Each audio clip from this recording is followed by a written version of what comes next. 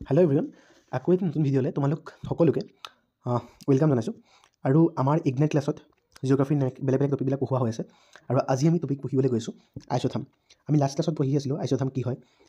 তো কৈছিলোঁ মই দুটা ছেইম প্লেচ যদি টেম্পাৰেচাৰ ছেইম হয় 40 ডিগ্ৰী আৰু 40 ডিগ্ৰী, তেতিয়াহ'লে তাহাঁতৰ কানেক্ট কৰা লাইনটোক কি বুলি কোৱা হয়, আইচোথাৰ্ম।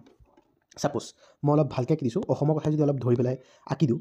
ছাপ'জ এইটো আমাৰ গুৱাহাটী, এইটো গুৱাহাটী, এইখিনি আমাৰ নগাঁও, এইখিনি আমাৰ গোলাঘাট, এইখিনি আমাৰ ধৰি লৈছোঁ তেজপুৰ, আৰু এইখিনি আমাৰ ধৰি লৈছোঁ কাৰ্বি আংলং। ঠিক আছে, এই গুৱাহাটীত ধৰি লৈছোঁ টেম্পাৰেচাৰ 40 ডিগ্ৰী, কাৰ্বি আংলঙত 40 ডিগ্ৰী, নগাঁৱত 38 ডিগ্ৰী, গোলাঘাটত 40 ডিগ্ৰী, তেজপুৰত 39 ডিগ্ৰী। এতিয়া আমি যদি আইচোথাৰ্ম আঁকিবলৈ হয় আমি যাব লাগিব গুৱাহাটী বা কাৰ্বি আংলং হৈ গোলাঘাটলৈ। তাৰমানে ইয়াত গুৱাহাটী টেম্পাৰেচাৰ ছেইম, কাৰ্বি আংলঙত টেম্পাৰেচাৰ ছেইম, আৰু গোলাঘাটত টেম্পাৰেচাৰ ছেইম। সেইটো কাৰণে আমি এনেকৈ গৈছোঁ। সেইকাৰণে এই লাইনডালক কি বুলি ক'ম, আইচোথাৰ্ম লাইন। তো আইচোথাৰ্ম লাইন কাৰ মাজে পাৰ হৈ গৈছে, গুৱাহাটী, কাৰ্বি আংলং আৰু গোলাঘাট।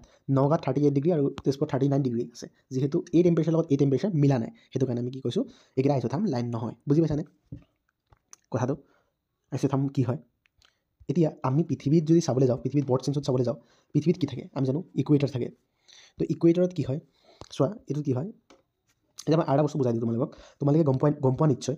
এই যে পৃথিৱীখন আছে, আমাৰ পৃথিৱীখন এনেকৈ ঘূৰি ফুৰে কক্ষপথত, আৰু এইটো কি হয়, ছান হয়। এইটো ছান, আৰু পৃথিৱী কি কৰে, কক্ষপথত ঘূৰি ফুৰে এনেকৈ।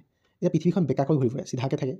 আমাৰ এইটো চিধা হয়, তো এইটো ইয়াত চিধাকৈ নাথাকে, এইটো এনেকৈ বেকাকৈ থাকে। ঠিক আছে, তো এইফালেও ছেইম হয়, এইফালে বেকাকৈ থাকে, এইফালেও তো বেকাকৈ। ঠিক আছে, এতিয়া কি হ'ব, এই ওপৰৰ পলটোক কি বুলি ক'ম, এইখিনি পলক, এই পলটোক কি বুলি ক'ম, নৰ্থ পল, আকৌ এইখিনি পলক ছাউথ পল, আৰু পৃথিৱীৰ মাজেৰে যিটো লেখা পাৰ হৈছে সেইটো কি বুলি ক'ম, ইকুৱেটাৰ। ঠিক আছে, এইটো ইকুৱেটাৰ বুলি ক'ম।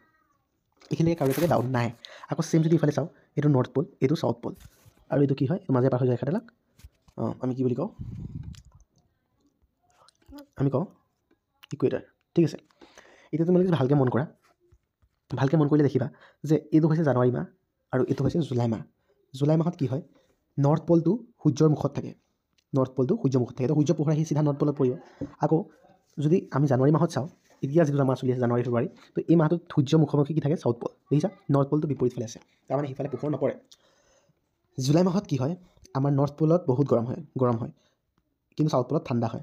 আকৌ ইফালে জানুৱাৰী মাহত কি হয়, নৰ্থ পলত গৰম হয়, ছাউথ পলত ঠাণ্ডা হয়। এইখিনি আমি গম পাওঁ, বুজি পাওঁ ভালকৈ। আৰু এটা কনচেপ্ট গম পোৱা এইখিনিতে, আৰু এটা কনচেপ্ট গম পোৱা যে আমাৰ এইটো ধৰি লৈছোঁ মাটি আছে, আৰু এইখিনি হৈছে পানী। এইখিনি আৰু ভাগত ধৰি লৈছোঁ, এইখিনি হৈছে মুম্বাই এইখিনি অঞ্চল আছে। এতিয়া আমাৰ কি হয়, সূৰ্য পোহৰ যেতিয়া পৰিব, তেনেকৈ সূৰ্য পোহৰ পৰিব, তেতিয়া চবতকৈ বেছি গৰম কোনটো পাৰ্ট হ'ব, মাটি পাৰ্টটো, মানে এই মুম্বাই আমাৰ ভাৰতৰ পাৰ্টবিলাক।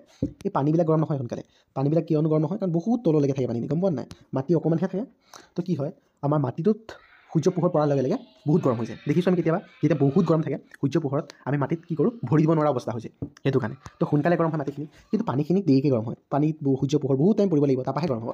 তো তাৰ মানে কি গম পালোঁ, যে একে জেগাৰ, মানে এইটো যদি মুম্বাই হয়, মুম্বাইৰ লগত লাগি থকা আৰু ভাগৰৰ টেম্পাৰেচাৰটো কম হ'ব, আৰু মুম্বাইটো বেছি হ'ব। বুজি পালোঁ এইখিনি, কোনো ডাউট নাই, এইখিনিলৈকে কোনো ডাউট নাই। একেদৰে যদি মই ক'ব বিচাৰোঁ, একেদৰে কি হয়, তো মাটিটো এটা আছে আৰু ইয়াত পানী আছে। তো এতিয়া কি হ'ব, যেতিয়া ঠাণ্ডা দিন আহিব, ঠাণ্ডা দিনত কি হ'ব, মাটিখিনি সোনকালে ঠাণ্ডা হ'ব। একেই উল্টাটো চাবা, তুমি ঠাণ্ডা দিনত গৈ চাবা, ঠাণ্ডা দিনত মাটিখিনি বহুত সোনকালে ঠাণ্ডা হৈ যায়, কিন্তু পানীখিনি ঠাণ্ডা নহয় সোনকালে, কাৰণ সেই একেই কথা যিটো মই গৰমত হতে হয়। তো আমাৰ কি হয়, আমি নৰ্থৰ ফালে আছোঁ ধৰি লৈছোঁ, আৰু ধৰি লৈছোঁ কি হয়, আমি নৰ্থৰ ফালে আছোঁ, আৰু ইফালে ছাউথ, ইকুৱেটৰ তলৰ ফালেখিনি ছাউথ হয়। তো নৰ্থৰ ফালে কি হয়, জানুৱাৰী মাহত ঠাণ্ডা হয়। তো এইখিনি জানুৱাৰী মাহত কি হ'ব, ঠাণ্ডা হৈ যাব। আৰু জুলাই মাহত কি হ'ব, নৰ্থৰ ফালে, জুলাই মাহত যদি কনচিডাৰ কৰোঁ, এই নৰ্থৰ ফালে গৰম হৈ যাব, আৰু এইখিনি ঠাণ্ডা হৈ থাকিব। এইখিনি বুজিছোঁ, এইখিনিলৈ কোনো ডাউট নাই। এতিয়া চোৱা, আইচোথাৰ্ম মানে কি হয় মই কৈছোঁ, আইচোথাৰ্ম মানে কৈছোঁ যে এইটো জেগা আছে আৰু এইটো জেগা আছে। যদি এইটো জেগা টেম্পাৰেচাৰটো 40 ডিগ্ৰী হয় আৰু এইটো জেগা যদি 40 ডিগ্ৰী হয়, তেতিয়াহ'লে তাহাঁতক কানেক্ট কৰা লাইনটো কি বুলি ক'ব, আইচোথাৰ্ম। বুজি পাইছোঁ। এতিয়া পানীৰ ক্ষেত্ৰত কি হ'ব, এইটো পানী আছে আৰু এইটো মাটি আছে। এই পানীখিনি যদি ধৰি দিছোঁ 10 ডিগ্ৰী চেলচিয়াছ ঠাণ্ডা গৰম আছে, ঠিক আছে, আৰু এই লগত লাগি থকা মাটিখিনি 10 ডিগ্ৰী চেলচিয়াছ হ'ব জানো, ডাঙৰ কুৱেশ্যন মাৰ্ক। নহয়, কেতিয়াও নহয়, বেছি হ'ব। কাৰণ আমি কি হয়, মানে জুলাই মাহৰ কথা কনচিডাৰ কৰি আছোঁ, জুলাই মাহত কি হয়, সোনকালে গৰম হয়, গৰম হোৱাৰ কথা কৈ আছোঁ, তো মাটিখিনি সোনকালে গৰম হ'ব। জুলাই মাহ কোৱাৰ লগে লগে ভাবি ল'বা, নৰ্থৰ ফালে কি হ'ব, মাটিখিনি সোনকালে গৰম হ'ব, ৰাইট, অভিয়াছ কথা। তো কি হ'ব, এইখিনি মাটি গৰম থাকিব, তো গৰম 10 ডিগ্ৰী থাকিলে তাৰ পানীৰ লগত মাটিখিনি বেছি থাকিব, ধৰি লৈছোঁ 12 ডিগ্ৰী আছে। তাৰমানে আইচোথাৰ্ম পাবলৈ হ'লে আমি ইকুৱেটৰ যদি ধৰি লৈছোঁ, এইটো ইকুৱেটৰ হয়, তো ইকুৱেটৰ এইখিনি যদি 12 ডিগ্ৰী হয়, ইকুৱেটৰ ওপৰলৈ উঠি গৈ থাকিলে পললৈকে কি হ'ব, এই পললৈকে আমাৰ কি হয়, ঠাণ্ডা পাই যাম। যিমান ওপৰলৈ গৈ থাকিম সিমান ঠাণ্ডা হৈ যাব। তো এই 10 ডিগ্ৰীটো ওপৰলৈ পাম, এইখিনি পাম। তো এই 10 ডিগ্ৰীটো আমি ক'ত পাম, এইখিনিত পাম। বুজি পাইছানে? আকৌ মই বুজাই দিছোঁ, বুজি নাই পোৱা যদি। কি হয় পানীখিনি ঠাণ্ডা হয় গৰম দিনত, মাটিখিনি গৰম হয়। তো এইখিনি যদি 5 ডিগ্ৰী চেলচিয়াছ থাকে বা 10 ডিগ্ৰী থাকে, তো এইখিনিও কি হ'ব লাগিব 5 ডিগ্ৰী হ'ব লাগিব, কিন্তু নিয়ম মতে। কিন্তু নহয়, কিয়? আমি কি জানো যে মাটি সোনকালে গৰম হয়। তো এইখিনি 5 ডিগ্ৰী হ'লে এইখিনি কি হ'ব? অবভিয়াছলি 10 ডিগ্ৰীমান হ'ব বা বেলেগ হ'ব, 5 ডিগ্ৰীতকৈ বেছি হ'ব, 6 ডিগ্ৰী 7 ডিগ্ৰী বেলেগ হ'ব। মই ধৰি লৈছোঁ 10 ডিগ্ৰী। এতিয়া 5 ডিগ্ৰী পাবলৈ হ'লে কি কৰিব লাগিব? মই ওপৰলৈ যাব লাগিব। তাৰমানে কি চোৱা, মই তললৈ আহোঁ, বাঢ়ি আহিব 10 ডিগ্ৰীটো কি হ'ব 20 ডিগ্ৰী। ইকুৱেটৰ অহালৈকে আমি কি শিকিছিলোঁ যে সূৰ্য পোহৰ ইকুৱেটৰত ডাইৰেক্ট পৰে, তাৰমানে ইয়াত টেম্পাৰেচাৰ বেছি, যিমান ওপৰলৈ গৈ থাকিম প'লৰ ফালে কি হ'ব ঠাণ্ডা। আমি পঢ়িছিলোঁ আৰু ক্লাছত, যদি যোনে পঢ়িছা বুজি পাইছা। তো আমি যদি 5 ডিগ্ৰী পাবলৈ হয়, মানে কম টেম্পাৰেচাৰ ঠাণ্ডা হ'বলৈ হয়, আমি ওপৰলৈ যাব লাগিব মাটিৰ। বুজি পাইছানে? মানে আমি যেতিয়া জুলাই মাহৰ কথা পাতোঁ আৰু নৰ্থৰ ফালে পাতোঁ স্পেচিয়েলি, তেতিয়া কি দেখা পাওঁ? যেতিয়া আইচোথাৰ্ম কাৰ্ভটো পাওঁ 5 ডিগ্ৰী কানেক্ট কৰে এই লাইনটোৱে, মানে সাগৰৰ পৰা মাটিত গ'লে, পানী পৰা মাটিত গ'লে নৰ্থৰ ফালে গুচি যায়, মানে প'লৰ ফালে গুচি যায়। বুজি পাইছোঁ?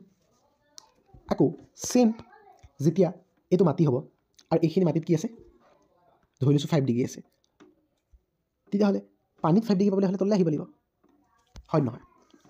বুজি পাইছা? বুজি পাইছানে এইখিনিলৈকে? আশা কৰিছোঁ ডাউট নাই। নেক্সট ক্লাছত আইচোথাৰ্মৰ জানুৱাৰী মাহটো ক'লোঁ মই এতিয়া, জুলাই মাহটো ক'লোঁ, জানুৱাৰী মাহটো কৈ দিম।